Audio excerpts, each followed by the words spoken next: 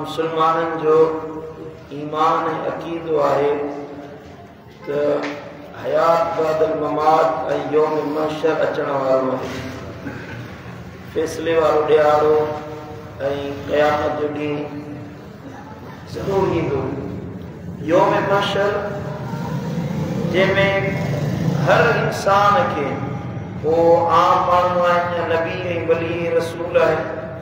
तनखे अल्लाह जे हुजूर में बीहणो आहे।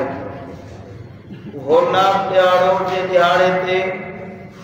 हबीब करीम सल्लल्लाहु अलैहि वसल्लम फरमायो त अल्लाह जो कहर ऐं गज़ब ॾिसी अंबिया बि अल्लाह जे ख़ौफ़ में ॾकंदा ऐं सिजंदा।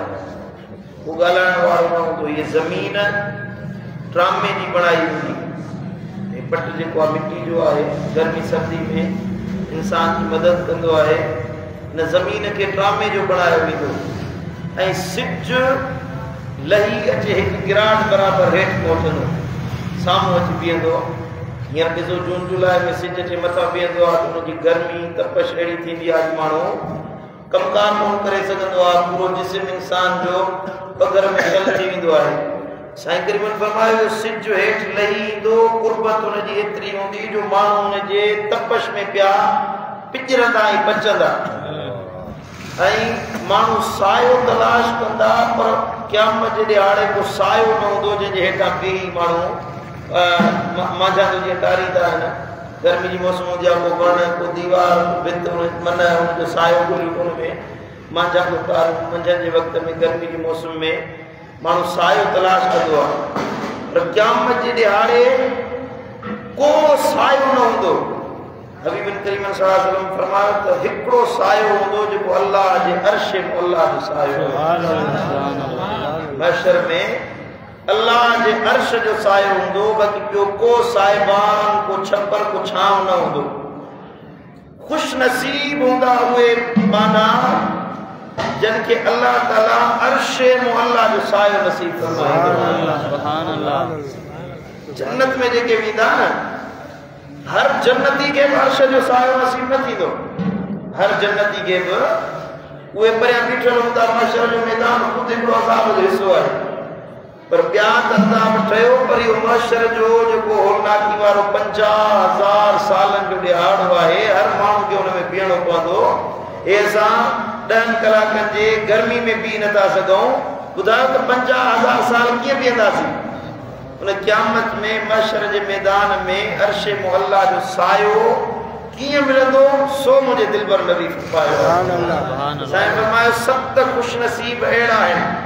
सबअतुन युज़िल्लुहुमुल्लाहु फी ज़िल्लिही। क़यामत जे ॾियारे 7 अहिड़ा खुश नसीब हूंदा जिनखे अल्लाह पंहिंजे अर्श जो सायो नसीब फरमाईंदो। यौम ला ज़िल्ला इल्ला ज़िल्लुहु, जे ॾियारे अर्श मुअल्ला जे साए खां सिवा ॿियो को सायो न हूंदो। सुभान अल्लाह।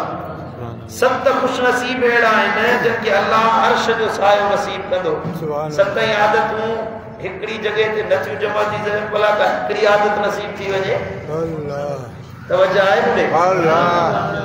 अर्ज़ के या रसूलल्लाह उहे 7 खुश नसीब कहिड़ा हूंदा? हबीबन फरमायो पहिरियों अल इमामुल आदिल, पहिरियों आदिल हुक्मरान, अदल करण वारो, इंसाफ करण वारो, पंहिंजी भाग राज रईयत सां इंसाफ करे, उन्हनि खे हक़ ॾे, उन्हनि सां सुठो हले, उन्हनि जी दिलजाए करे, उन्हनि जे लाइ आसानी पैदा करे, उन्हनि सां सोलो सुहिणो रवैयो इख्तियार करे। इहो भलो हुक्मरान, अदल इंसाफ करण वारो, अल्लाह ताला जे ख़ौफ़ रखण वारो, जॾहिं इहो बादशाह ईंदो, इहो आदिल इमाम हुक्मरान ईंदो, अल्लाह ताला इनखे अर्श मुअल्ला जो सायो नसीब। सुभान अल्लाह। सुभान अल्लाह। सम्झो था? ॿ माण्हुनि जे लाइ वॾा वॾा इनाम अल्लाह बयान कया आहिनि। वॾियूं सख़्तियूं अल्लाह जे हबीब उन्हनि जे गुनाह करण ते वॾियूं साईं मुंहिंजा वईदूं पायल आहिनि। हिकिड़ो आलिम, ॿियो इमाम बादशाह। मौलवी आलिम पढ़ियो लिखियो, इन जे लाइ वॾा इनाम आहिनि, वॾा इकराम आहिनि, वॾियूं नेमतूं आहिनि, वॾियूं अल्लाह ताला जूं महिरबानियूं आहिनि, पर मोचड़ा ठीकु ठाक खाईंदा आहियूं। मौलवी ठाहे ठुके सभिनी खां पहिरियां मदीने वारे साईं फरमायो जहन्नम में मौलवी वेंदा। सभिनी खां पहिरियां छो? पढ़न ताईं अमल न था कनि हिकिड़ा माण्हू त जाहिल को कारोबारी हारी नारी वापार धंधे तिजारत वारो उनखे दीन जी ख़बर न आहे उन सां उनजे फहम ऐं सोच मुताबिक़ दीन जी ॼाण मुताबिक़ फ़ैसिलो कयो हिनखे त ख़बर आहे न हिनखे त ख़बर आहे दीन पढ़े थो क़ुर हदीस सिखे थो पढ़े थो पाण पढ़े ॿियनि खे अमल जी नसीहत करे पाण अमल न करे हिन जे करे हिननि ते सख़्तु वईंदा ॿियो बादशाह उनखे ख़बर आहे त मुंहिंजे सिर ते हुकुमरान आया मुंहिंजे मथां ग़रीबनि मिसकीननि जो बोझ आहे पाण कोशिशि करे पैसा ॾेई वोट वठंदा माण्हू हुकुमरान थी विया था उन्हनि जे मथां वॾो भार आहे जेकॾहिं अदुल कंदा इंसाफ़ कंदा त हिननि जे लाइ वॾा इनाम आहिनि वॾा इकराम आहिनि हेॾो वॾो भार हुकूमत जो रैयत जो हाणे जेको हुकुमरान थी वेंदो पाकिस्तान जा 25 करोड़ अवाम आहे उन्हनि जो भार खणे थो न उन्हनि जो दुख सुख खणे थो जेकॾहिं उन्हनि जो दिलि में दर्द रखण वारो आहे इंसाफ़ करण वारो आहे महांगाई लाहिण वारो मुस्लमाननि जे लाइ आसानी पैदा करण वारो पंहिंजी रैयत जे लाइ हिकु जहिड़ो सलूक करण वारो आहे अल्लाह ताला जे हबीब फरमायो जन्नत जा त इनाम अलॻि आहिनि पर महशर जे मैदान में बि ईंदो त अर्श जे हेठां इज़त वारो मक़ाम इनखे ॾिनो वेंदो जेको अदल सां हुक्मरानी करण वारो आहे सुभान अल्लाह ऐं ॿियो वशाबुन नशा फी इबादति रब्बिही ऐं उहो नौजवान जेको पंहिंजे रब जी इबादत में ज़िंदगी बसर करण वारो आहे उहो नौजवान जंहिंजी जवानी नशा फी इबादती जंहिंजी नशो नुमा जंहिंजी ग्रोथ जंहिंजी उमिरि गुज़री जवानी इन हाल में गुज़रे पई जो हुनजो सुबुह शाम पंहिंजे अल्लाह जी इबादत में सुभान अल्लाह उहो नौजवान जे पंहिंजी ज़िंदगी पंहिंजी जवानी पंहिंजे अल्लाह जे लाइ वक़ुफ़ कई पंहिंजे रब जे लाइ कोशिशि कई इबादत में बंदगी में अल्लाह खे राज़ी करण जे लाइ मदीने वारे साईं जी सुन्नत ते अमल कंदे पंहिंजी जवानी गुज़ारी इन नौजवान खे अल्लाह पंहिंजो हबीब ऐं महबूब बनाए छॾियो छो त जवानी में अॼु मज़बूत आहे जिस्म साईं मुंहिंजा सख़त रखण वारो आहे माण्हू मौज मस्ती करे थो अबे जो चयो मञे न मञे मां जो चयो मञे न मञे उस्ताद जी इज़त करे न करे जीअं वणे उहे करे केरु चवण वारो न आहे जिस्म में ताक़त आहे हाणे पोइ नौजवान जेको कमु करे सो पुराणो त नथो करे सघे न पुराणो माण्हू त ॿार ई नथो खणी सघे 5 किलो वज़न खणे अधु फरलांग हले त थकिजी पवंदो नौजवान में हिम्मत आहे ताक़त आहे उन पंहिंजी हिम्मत कुवत ताक़त पंहिंजी सोच सम्झ इस्तेमाल कई त मुंहिंजो अल्लाह राज़ी रहे हबीब फरमायो हिन नौजवान खे अल्लाह पंहिंजे अर्श मुअल्ला जो सायो नसीब फरमायो क्यों वरजुलुन कल्बुहु मुअल्लकुन फिल मसाजिद ऐं उहो मर्द जंहिंजी दिलि मस्जिद सां जुड़ियल आहे मस्जिद सां टेकियल आहे मस्जिद सां मोहबत रखण वारो उनखे ॿियनि सुकून नथो अचे उनखे मस्जिद में करार अचे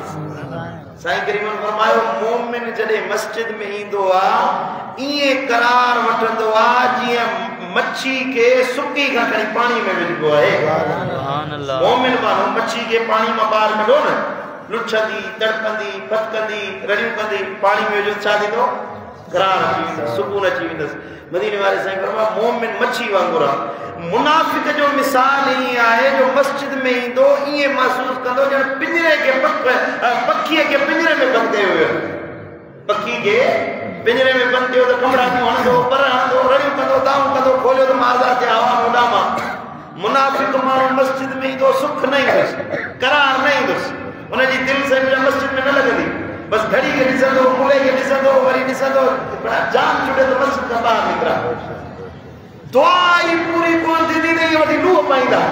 ॼणो बार मथे ते पियो जो 5 मण जी ॿोरी पई मथे ते मौलवी ने दुआ घुरण खां वॻ में हलियो वेंदो ख़ुदा जा बाना मस्जिद में वेठा आहियो थिया निमाज़ पूरी थी अल्लाह खां ख़ैरात वठण जो टाइम दुआ हूंदी वो जेको इमाम सां गॾु दुआ घुरबी आहे सॼो ॾींहुं तव्हां कमु कयो ऐं मज़दूरी कयो शाम जो टाइम थिए मज़दूरी वठण खां बग़ैर हलिया वञो इहो अकुलमंदी चइबी बेवकूफ़ी चइबी अब मज़दूरी वठण जो टाइम अचे मां हलियो वञे मज़दूरी न वठे मज़दूरी निमाज़ पढ़ीसीं अलाह जो हक़ अदा कयोसीं असां पंहिंजी ड्यूटी ॾिनी सी हाणे हथ खणी अल्लाह खे अर्ज़ कयो त मौला असां पंहिंजो कमु कयो हाणे तूं पंहिंजी रहमत फरमा मस्जिद में करार वठण हिकिड़ी निमाज़ खां पोइ ॿी निमाज़ जो इंतज़ार करण साईं मुंहिंजा कुझु घणी वेही मस्जिद में वेहण ॿारहं खां घर जा कमकार वाक़ई मिले त वरी अची मस्जिद में वेहण या दुनिया जे कमनि कारनि में आहे पर दिलि मस्जिद सां यार जेॾी महिल अज़ान अचे त हिन कम मां वांदो थी वञे मस्जिद में वञे केॾी महिल अज़ान जो टाइम ईंदो इहो मस्जिद ॾे ध्यानु हुजे मस्जिद जो तसव्वुर हुजे मस्जिद में वेहण जो सुकून हुजे त हीअं वेंदा आहियूं हीअं महफ़िल में ॿुधंदा आहियूं हीअं क़ुर पढ़ंदा आहियूं हीअं नफ़िल पढ़ंदा आहियूं दिलि में मस्जिद जो ख़्यालु हुजे मदीने वारे साईं फरमायो इहो मर्द जंहिंजी दिलि मस्जिद सां जुड़ियल आहे इनखे क़यामत जे ॾियारे अल्लाह अर्श मौला जो सायो सुभान अल्लाह रजुलान तहाबा फिल्लाह इज्तमा अलैहि व तफर्रका अलैहि मदीने वाले साईं फरमायो त ॿ मर्द हिक ॿिए में गॾजनि था त अल्लाह जे लाइ ऐं हिक ॿिए मां जुदा थियनि था त अल्लाह जे लाइ इन्हनि ॿिनि नौजवाननि खे मर्दनि खे मिलिया इन ॾींहं सां अल्लाह जी रज़ा जे लाइ अल्लाह खे राज़ी करण जे लाइ असां पाण में मिलियासीं आयासीं हिते वेठा आहियूं हाणे असांजी पंहिंजी पाण में रिश्तेदारी कोन्हे असांजो पाण में को दुनिया में मामलात कोन्हनि ॾेती लेती न आहे रिश्तेदारी न आहे पर वेठा आहियूं थिया मां दीन सेखारियां थो तव्हां दीन सिखो पिया अल्लाह जे लाइ चवणो थिया मदीने वारे साईं फरमायो ओ इहे माण्हू जेके अल्लाह जे लाइ गॾु थियनि था अल्लाह जे लाइ धार थियनि था इन्हनि ॿिन्ही ॼणनि खे बि क़यामत जे ॾियारे अल्लाह ताला अर्श मौला जो सायो नसीब सुभान अल्लाह सुभान अल्लाह तवज्जो जो सुभान अल्लाह ऐं पंजो माण्हू वरजुलुन तलबतु इमरातुन ज़ात मनसिबिन व जमालिन हिकिड़ो मर्द आहे जेकी हसीन महजबी औरत तन्हाई में अकेलाई में सूंह वारी बि आहे मनसब वारी बि आहे साहिब हैसियत औरत आहे उहा हुनखे बुराई जे लाइ सॾे थी मर्द आहे आयो हुनखे औरत बुराई जे लाइ सॼो हुस्न वारी बि आहे जमाल वारी बि आहे ॿियो केरु ॾिसण वारो पसण वारो न आहे ॿियो को साईं मुंहिंजा विच में मुखिल थियण वारो बि न आहे तन्हाई बि आहे हिनखे सॾु कयईं हलिया बुराई जे लाइ पर हिन नौजवान जो फ़क़ाल इन्नी अख़ाफ़ुल्लाह हिन चयो मां अल्लाह खां ड्रिॼां थो मां तुंहिंजे वेझो कोन ईंदुसि अगरि जो ॿियो को ॾिसण वारो न आहे बेहयाई जे लाइ फ़ाहिश कम जे लाइ हुन सॾु कयो पर हिन चयो मूंखे अल्लाह खां ख़ौफ़ थो थिए रब जो डप रखे अल्लाह जो ख़ौफ़ रखे ऐं हुन औरत खे छॾे ॾिनी बुराई खे छॾे ॾिनी वापसि मोटियो हबीबन करीमन फरमायो हुनखे अल्लाह अर्श जो सायो नसीब फरमायो ऐं ॿी जॻह ते ग़ालिबन क़ुरान मजीद जो मफ़हूम आहे या मदीने वाले साईं जी हदीस आहे सही हदीस आहे साईं करीमन फरमायो जेको माण्हू बुराई खे ज़िना जे वक़्त में का औरत बुराई जे लाइ सॾु करे हिन अल्लाह जे ख़ौफ़ में हुनखे छॾे ॾिनो रब जो डप रखे उनखे छॾे ॾिनई मुंहिंजे दिलि पर नबी फरमायो इन जे लाइ जन्नत वाजिब थी वेंदी आहे मुमकिन ई न आहे त इहो माण्हू दोज़ख में वञे जे बुराई खे साईं मुंहिंजो बुराई खे अल्लाह जे ख़ौफ़ जे लाइ छॾियो सुभान अल्लाह हज़रत सैयदना इमाम अबू यूसुफ रहमतुल्लाह अलैहि जे ज़माने में सैयदना इमाम अबू यूसुफ हज़रत सैयदना इमाम आज़म सैयदना अबू हनीफा रज़ियल्लाहु तआला अन्हु वरदा जो शागिर्द हुयो इमाम अबू यूसुफ जे ज़माने में ख़लीफ़े वक़्त मसइलो आयो त हिकिड़े माण्हू या ख़लीफ़े पाण या ॿिए खे चयो त पंहिंजी ज़ाल चयो अथसि त तूं जहन्नमी आहीं ज़ाल चयसि तूं जहन्नमी आहीं त हिन चयो जे मां जहन्नमी आहियां त तोखे तलाक मुड़ुस चयोसि जे मां जहन्नमी आहियां तोखे तलाक आहे ख़लीफ़े वक़्त हुयो उन चयो त जे मां जहन्नमी आहियां तोखे तलाक आहे हाणे मामलो वॾो थी वियो हाणे मसइलो कीअं हल थिए पोइ माण्हू मोकिली आलिमनि खां मसइलो पुछा कयो कीअं ख़बर पई सभई गुलाम मौलवी अहिड़ो आया हुननि चयो त बाबा हाणे ज़ाहिरी मसइलो हुजे त ख़बर पवे जन्नती जहन्नमी हुअण जो इल्मु त अल्लाह खे आहे असांजे हथ में त कोन्हे को त केरु जन्नती आहे केरु जहन्नमी आहे कंहिंखे जन्नत जो सर्टिफिकेट ॾियो कंहिंखे जन्नत जो कंहिंखे जहन्नमी बनाए पाकिस्तान कोन्हे को सुभाणे अल्लाह अॼुकल्ह जन्नत जो सर्टिफिकेट विराए वेंदो आहे मुंहिंजो मुरीद थी जन्नती आहे मुझे लड़ लग मुझी मजलिस में वे जन्नती आए जन्नत जड़ो ने पी दी हुजे सर्टिफिकेट विराई ना बेटा न अल्लाह की मर्जी है जेके वणे उनके जन्नती बना जेके वणे उनके जहन्नमी बना आलिम मौलवी मुफ्ती बड़ा आया पर उन जो असां समझ में न तो अचे हजरत इमाम अबू यूसुफ रहमतुल्लाह अलैहि जो मामलो आयो बुधाई त साईं हे मामलो आहे ज़ाल जो तू जहन्नमी आहे मुझो जे जहन्नमी आया तो टे तलाक हुआ हाणे बुधा त इहो तलाक वाक़ई थी या कोन थी हज़रत इमाम अबू यूसुफ ग़लीबी खे चयो त बुधा तो को अहिड़ो चङो कमु कयो हुजे ॿियनि सभिनी खां पोशीदा लिकनि खे मामलो ॿुधा उहो मां बयानु करे ॿुधा त मां उन खां बाद में तोखे मसइलो ॿुधाईंदुसि जो ॿिया कम त घणा आहिनि चङा कम कया आहिनि हिकिड़े ॾिहाड़े मां ख़लीफ़े वक़्त जो पुटु हुयुसि नौजवान हुयुसि अञा बाबो ख़लीफ़ो हुयो मां नौजवान हुयुसि महल में आयुसि हिकिड़ी हसीन महजबी शहज़ादी हुजे हुन मूंखे बुराई जे लाइ सॾु कयो मां वेठो हुयुसि महल में हुयुसि पंहिंजे महल में पंहिंजे कमरे में पंहिंजी आरामगाह में ॿियो को ॾिसण वारो न हुयो ॿियो को बसण वारो न हुयो जॾहिं हुनखे ॾिठो अचानक मुंहिंजे दिलि में अल्लाह जो ख़ौफ़ पैदा थियो मुझो तो ॿियो केरु नथो ॾिसे अल्लाह त ॾिसे थो अगरचे मां ख़लीफ़े जो पुटु आहियां मां वली अहद आहियां बाद में हुक्मरान थींदुसि बसि इन नियत सां मूं न बुरे कम खे छॾे ॾिनो हज़रत इमाम अबू यूसुफ रहमतुल्लाह अलैहि फरमायो वक़्तनि ज़ाल खे तलाक कोन आई जो मुंहिंजे दिलि पर नबी फरमायो आहे जेको इन वक़्त में ख़ौफ़ ख़ुदा रखे अल्लाह जे लाइ बुराई खे छॾे ॾे माण्हू जे लाइ न अल्लाह जे लाइ हुन जे लाइ अल्लाह जन्नत वाजिब करे सुभान अल्लाह सुभान अल्लाह सुभान अल्लाह समझ में आई ॻाल्हि कोन आहे रजुलुन तलबतु इमरातुन हिकिड़ी औरत हुनखे बुराई जे लाइ सॾे मनसबिन व जमालिन जेका साहिब मनसब हुजे साहिब हुस्न बि हुजे पर हे माण्हू चयो इन्नी अख़ाफुल्लाह मूंखे अल्लाह जो ख़ौफ़ आहे रब जो डपु रखां त मां इहा बुराई कोन कंदुसि त इन माण्हू खे बि अल्लाह अर्श मौला जो सायो नसीब फरमाईंदो सुभान अल्लाह ऐं चओ रजुलुन त सदक हिकिड़ो मर्द आहे जेको अल्लाह जी राह में ख़ैरात करे इए खैरात कई जो अखफा हत्ता ला तअलम शिमालहु मा तुनफिकु यमीनहु सजे हथ सां खैरात कई त खबे हथ खे ख़बर कोन पई त सजे हथ खैरात कई आहे सुभान अल्लाह इए खैरात करे जो सजे हथ के सां खैरात करे त खबे हथ के बि ख़बर न पवे इहो खैरात करण जो तरीक़ो आहे सुभान अल्लाह खैरात करण जो तरीक़ो आहे अॼुकल्ह साईं मुंहिंजा फैशन थी वियो आहे खैरात कंदा ऐं वरी सेल्फी कढंदा फोटू कढी वरी फेसबुक ते रखंदा जान ॾिसे त मूं खैरात कई आहे इन में माण्हुनि खे ॾेखारण जो इरादो हुजे त उहा खैरात क़बूल न आहे वरी इन नीयत सां तस्वीर रखे त जीअं माण्हुनि में खैरात करण जो शौक़ु पैदा थिए माण्हुनि में खैरात करण जो ज़ौक़ पैदा थिए मां खैरात कई आहे माण्हुनि में ज़ौक़ पैदा थिए इन नीयत सां जे सोशल मीडिया ते तस्वीर रखियईं त इहो जाइज़ आहे को हर्ज न आहे बाक़ी इन नीयत सां रखे त माण्हू मुंहिंजी वाह वाह कनि माण्हुनि खे भलो सम्झनि सखी सम्झनि त इहा खैरात न को खैरात जो अजुर मिलंदो पंहिंजे पैसे जो ज़्यान कई समझो था मदीने वाले साईं फरमायो जेको मर्द जो खैरात करे सदको ॾे इएं जो अखफा हत्ता ला तअलम शिमालहु मा तुनफिकु यमीनहु ए इएं खैरात खे लिकाए पंहिंजे सदके खे जो सजे हथ सां करे त खबे खे ख़बर न पवे इन खे क़यामत जे ॾियारे अल्लाह अर्श मौला जो सायो नसीब फरमाए सुभान अल्लाह सुभान अल्लाह ऐं सतो मर्द हबीब करीम सल्लल्लाहु तआला अलैहि वसल्लम फरमायो सही बुखारी से मुस्लिम की हदीस में बयान किया सही तरीन हदीस है हबीब फरमायो रजुलुन सकरल्लाहु खालियन हिकिड़ो माण्हू अकेलाई में वेही तन्हाई में को ॾिसण वारो न आहे वेही अल्लाह जो ज़िक्र करे अल्लाह जे ज़िक्र में मशगूल रहियो अल्लाह अल्लाह पे कई कुंड में वेठो आहे ॿियो के ॾिसण वारो न आहे अबो अम्मा बच्चा ॿार सुम्ही पिया निंड में पिया हे मसलो विचाए घर जी कुंड ते या मस्जिद जी कुंड में वेही अल्लाह जो ज़िक्र करे तस्बीह बि फिरे अल्लाह अल्लाह अल्लाह अल्लाह अल्लाह जे ज़िक्र में आहे ज़िक्र कंदे कंदे फफावत आईना उनजी अखियुनि में लुड़क वही आया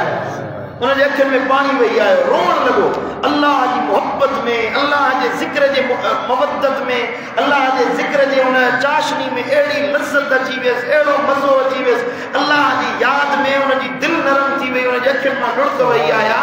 मुझे दिल पर नबी फरमायो इहो खुश नसीब आहे इहो अल्लाह जो ज़ाकिर मर्द इनखे अल्लाह ताला अर्श मौला जो सायो नसीब फरमाईंदो सुभान अल्लाह सुभान अल्लाह ये सब त खुश नसीब आहिनि जिन खे अर्श मौला जो सायो नसीब थींदो ऐं क़यामत जो ॾियारो थींदो सही मुस्लिम शरीफ जी ॿी हदीस आहे हबीब फरमाया अइनल मुतहाबून बिजलाली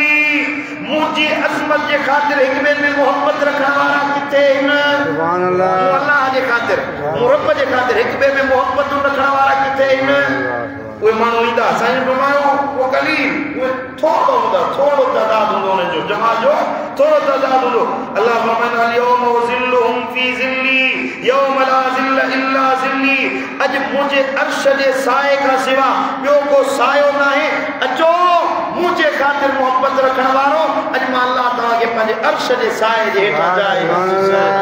सुभान अल्लाह सुभान अल्लाह साईं करीम सल्लल्लाहु अलैहि वसल्लम फरमायो जेके इहा ॻाल्हि ख़ुशि करे त जंहिं ॾींहुं को सायो नाहे उन ॾींहुं अल्लाह जे अर्श जे साए जे हेठां उनखे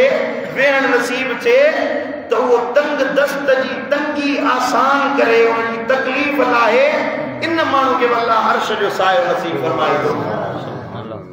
कंहिंजी तंगी दूर करे